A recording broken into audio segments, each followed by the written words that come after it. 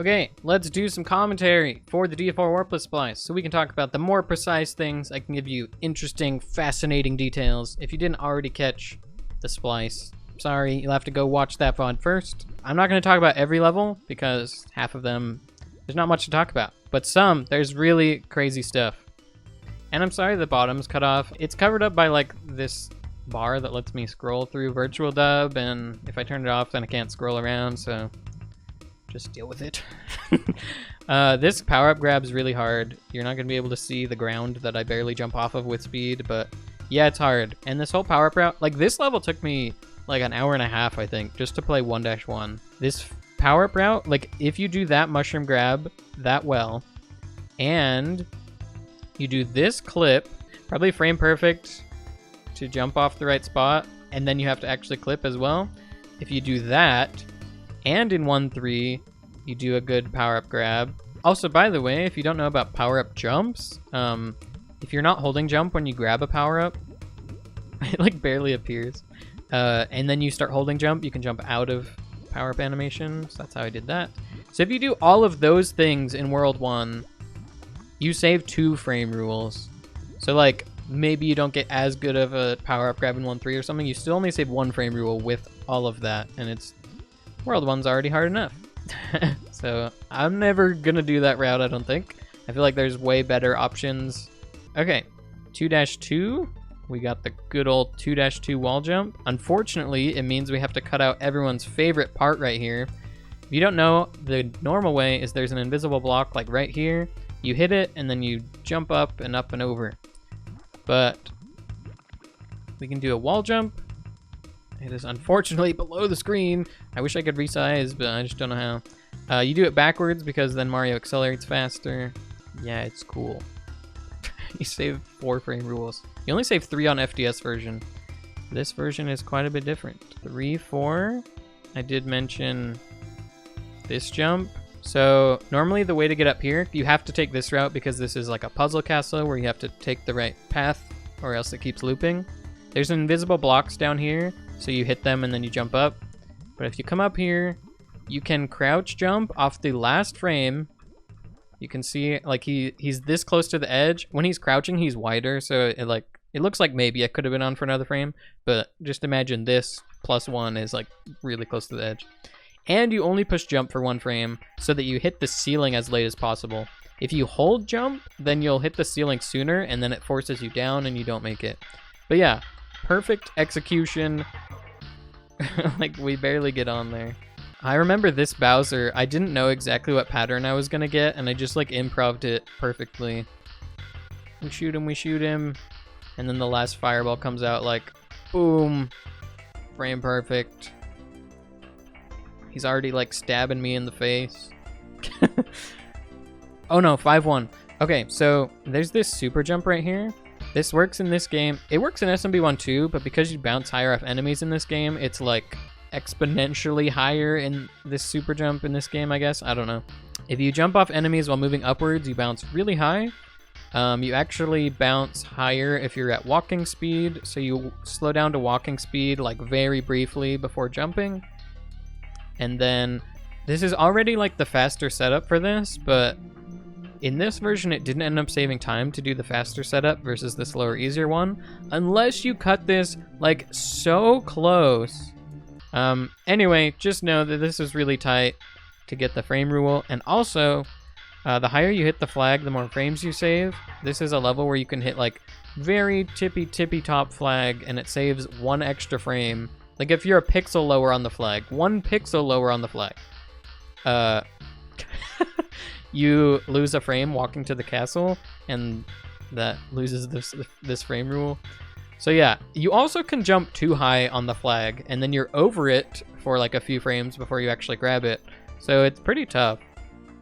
But yeah, all of that, walking to the castle, and then you will see R value 0 up at the top, which means I got the frame rule with 0 frames to spare. A lot of this I had to figure out like as I'm going, because I don't know where the frame rules fall. I just have my strats that I decide to do that I think are good. But I go into this and I have to learn where all the frame rules fall doing the hardest strats. And that one ended up being really tough. Not a level I thought I would spend time on, you know? 5-4. Things in this game, I don't know if it's because of sprite slots or like limited registers or what, but things in this game, like as one thing despawns, another thing will sort of load in place of it and sometimes inherit attributes of it. So sometimes you'll see Paracoopas do weird patterns, and it's because they're like inheriting something from a previous Paracoopa, maybe? I don't know. In this level, this fire bar, where it is when it despawns, is going to affect the big fire bar. So if you look, it's going to be like down left. It's at like, 4 or 5 o'clock as it despawns. The big fire bar spins the opposite direction, and it's going to appear at that spot that one despawned. So see, it's this direction. If you go slower right here, like if you don't do this hallway at full speed, it's already hard to do at full speed, but if you slow down near this fire bar, it gives it more time to rotate. So imagine it rotated to like straight down. Then we come over here, this fire bar would spawn more straight down, which means it rotates less towards me by the time I get to it. Because look how tight this is. You have to do the same thing. It looks like I could have jumped a frame later, but I'm not sure. It's still just really hard. So yeah, look how close I get to the fire bar. It's that tight, and that's with me jumping really late and with only a 1 frame jump right here. So I hit the ceiling late. A lot of times in runs, you slow down near that earlier fire bar so that this one is like a couple ticks more to the left and doesn't kill you. 6-1. This, a lot of people probably don't know about this type of clip. I almost forgot to include it. Basically, in the original version, FDS, if there's an invisible block next to a wall, you can just jump where the invisible block is and go straight into the wall. Sometimes people call it the magic clip, or the magic trick, because it just looks like pure magic. So there's an invisible block right here, and on FDS, you just jump right here, you put your head right where it is, and then the game's like, oh, your head's inside a block, you are inside a wall right now. Because that's just how the mechanics of the game work. Just to give like a really clear visual. Mario's gonna crouch under this, and then he stands back up. Like 1-2 of the original Super Mario Bros. Has the same thing going on. You can like slide under a 1 block gap and then stand up, and now Mario's head's in the wall. So this is like a case they had to prepare for, and so once your head's in the wall, you just like can keep running inside the wall. On the original version, if you jump where an invisible block is, it's like your head's inside the wall, you can just keep running straight through. But it doesn't work on this version. They patched that type of clip. For some reason, they like didn't patch anything else, but they fixed that. It could be because there was like a really easy one to do in 8.4 that maybe they found and said, oh, we gotta fix this. I don't know. But yeah, so normally I would just do a crouch clip, which you've seen a lot of those in this, and that works because you actually crouch into a wall. I want to get an example again of this. So the way these types of clip work is you're crouching, and then you actually hit the wall jump pixel. See how I'm hitting right on this divide between the blocks? So I stand on this block. This is like I'm doing a wall jump basically. But because I stand on the block, he stands up. Now his head is in this block, so you can keep running in the wall. That's how those clips work. So back to 6-1 for the 3rd time or something. Normally you would do that kind of clip here. But with really precise positioning, and I don't even understand it completely, but if you jump on this exact frame and for 3 frames, it makes it so that like you hit the block really late. And I don't know, it's really weird. It's like you feel like you already should be hitting it, or I should have jumped too early to not hit it. But it's like this weird middle ground. I don't know if you like clip through the corner or what is going on here. But with really precise positioning, you activate the block really late, and now it's like your head's inside the block, I guess. Keep running into the wall. I don't know exactly why it works, but yeah, that is a precise case where you can run through without any slowdown to save time. 6-4 is actually crazy. Okay, 6-4 is one of the maze castles where you have to trigger the checkpoints in order for the stage to not keep looping. One of them is right here. So I scrolled just far enough, you hear ding, which means you activated the checkpoint, but the fire bar's in the way.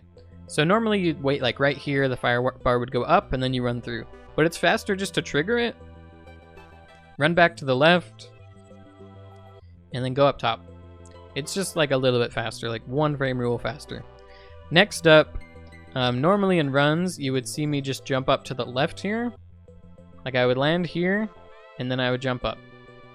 But if you get like the highest Podoboo jump you can get, and also like the latest, you need like a high jumping, late jumping Podoboo, and then you can barely get under it.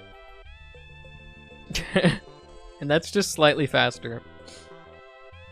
This part right here, you have to take the top route because this is another checkpoint you have to trigger. The checkpoint is like right here. If you're in the air, you don't trigger the checkpoints. Like, it checks for an exact height you have to be at. You have to be running on the ground here. If you're higher or lower, it doesn't work. So if you just jumped over this fire bar, you would be too high. You'd like jump over the checkpoint basically. So instead, what you have to do is slow down just enough so that you can land as the fire bar goes down. Boom. Like if I landed here, I'd get hit, but boom, I don't get hit. And then I trigger the checkpoint like now. And we're on the ground, so it works. Normally, I'm slowing down more right here because I'm not doing that crazy thing. And this piranha plant has more time to go down, so he's just not in the way. But because I went so fast, he's still up, so I have to land on the edge and immediately jump over him and do a tiny jump so I don't bonk into this next thing, because I have to come this route for the checkpoints to work again. Right here, I literally touched this guy. I don't know what to tell you. I straight up don't know why this guy doesn't hit you right here. The game only checks for collision on most things every other frame, and so it could just be this weird thing where like I'm in his hitbox but it's not checking. Now I'm not in his hitbox. I'm in his hitbox but it's not checking. Now I'm not in his hitbox. I don't know. Sometimes weird things like that happen with piranha plants. Don't ask me why I don't get hit here, but I don't. Okay, right here, this slowdown might look really weird to you, but this is another case where this firebar right here affects the later like big firebar, just like 5-4. So I slowed down near it so that it's going to be more like to the left when it goes off screen. So watch, it's like getting close to 9 o'clock position as it goes off screen, and then as this one loads, you're going to see it's going to be like up left direction. Yeah. If I didn't slow down, it would have been more like up here, and then it would have hit me, because look how close this is. I slowed down like the perfect amount so that it doesn't hit me. Yeah, so it's faster. Otherwise, you'd have to wait for it to come all the way around and then be like over here. So yeah, you skip waiting on the firebar by going just a little bit slower near the earlier firebar. This part, it's really hard to hit Bowser with fireballs. Normally I just don't get opening shots in runs, but if you're really good, you slow down to walking speed and jump early enough that you barely don't hit your head there, and you fire the fireballs like as you're just high enough. They barely don't hit the corner of these blocks, and then they hit Bowser right as he comes on screen. Boom, boom. Once again, boom, boom, boom. And he's dead. I could have done a slightly faster kill there, but I think this gets like R1 or R0. So it's like, I'm not going to save 20 frames. Oh, R2. So I'm not going to save 19 frames. So we're good. Classic 7-4. We got so many clips in here, dude. This level took 11 hours, as I mentioned.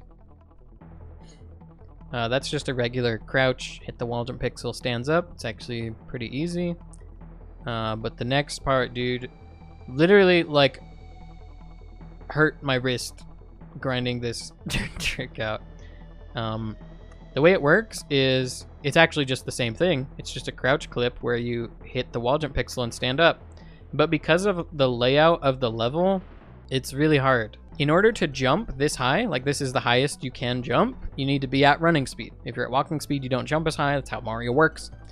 So I need to be at running speed, but also I need to like, I only have this like narrow room to jump up, so I need to get high enough to hit the pixel without running into the wall first, because like if I ran into the wall and then kept going up, like I can't hit the wall jump pixel at that point. So I have to slow down but keep enough speed to be at running speed to get the high jump, but also I need a crouch so that I can not only not hit my head on this thing, but so that I can, you know, do the crouch clip. So it's just a crazy motion. Like, I have to push left, down, jump, left to slow down, but don't slow down too much. And then in order to actually clip, like, the faster you're moving, the more likely you're going to clip, because you need to get deep enough into the wall to stand on it.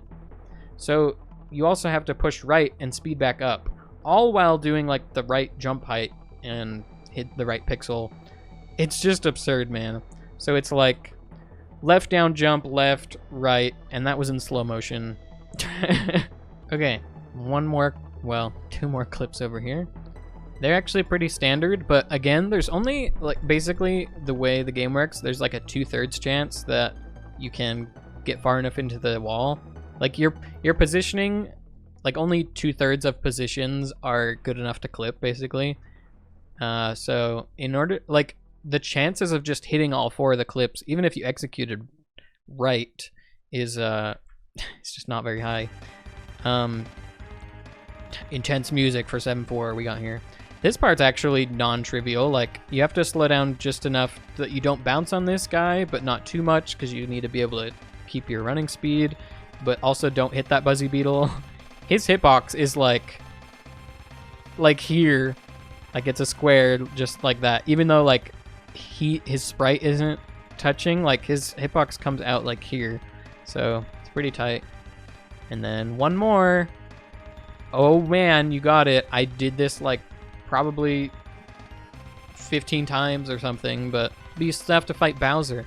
And Bowser's pattern changes. If I got here like a couple frames faster or slower, these fireballs are going to be different. Sometimes Bowser's jump direction was even different. And a lot of times these fireballs would block my shots. A lot of times I would jump and Bowser would hit me as I tried to get these shots in. And sometimes my last fireball would miss on the way to the axe. So there's actually a splice here. I spent 11 hours and then I got right here finally. And everything you've seen up to this point was in one